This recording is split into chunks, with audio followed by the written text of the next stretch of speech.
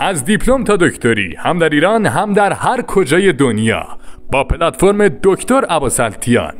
www.abbasaltian.com. عملا تو ترم مثلا 4 و 5 یه سری درس‌ها یه دیدی قبلا ازشون داری و واردشون میشی. ترمای بعدی میای مثلا دینامیک 2 یاد میگیری، سخته واقعا، دینامیک 2 سخته. حالا البته دینامیک 2 رو همه دانشگاه ندارن، مثلا امیکایر داره، دینامیک 1 داره، دینامیک 2 داره.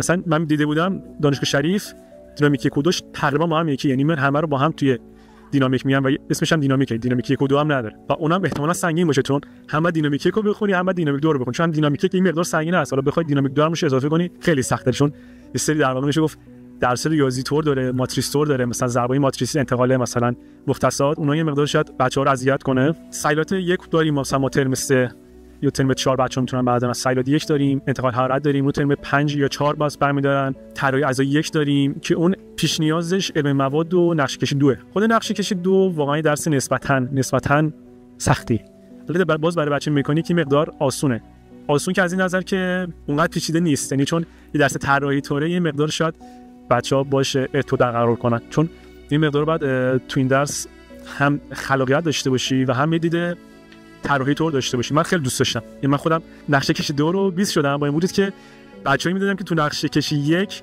مثلا با نمرات خیلی پایین پاس میشن، بچه‌ها هم اذیت میشن.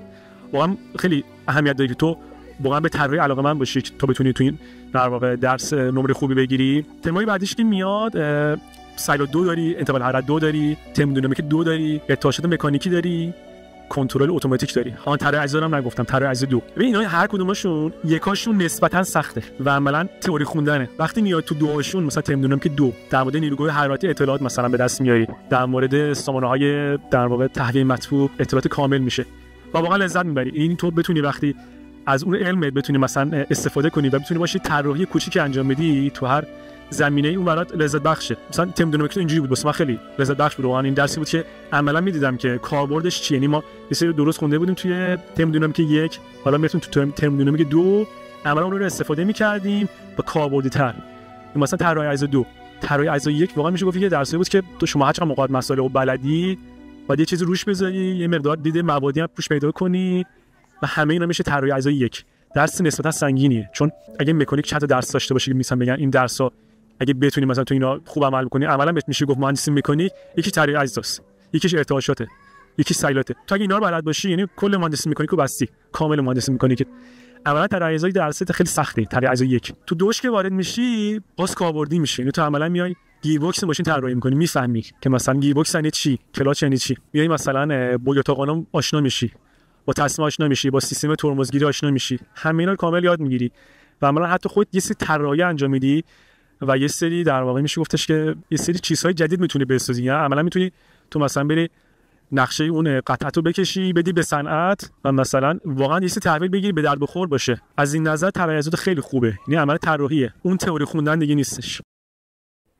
تحصیلات در کلاس جهانی با پلتفرم دکتر عباس‌التیان، ارتقای مدرک دانشگاهی شاغلین و مدیران در ایران، اخذ دیپلم، کارشناسی تا دکتری، طراح مسیر مهاجرت تحصیلی جوانان برای تحصیل در برترین دانشگاه‌های دنیا، از مقطع دیپلم تا دکتری.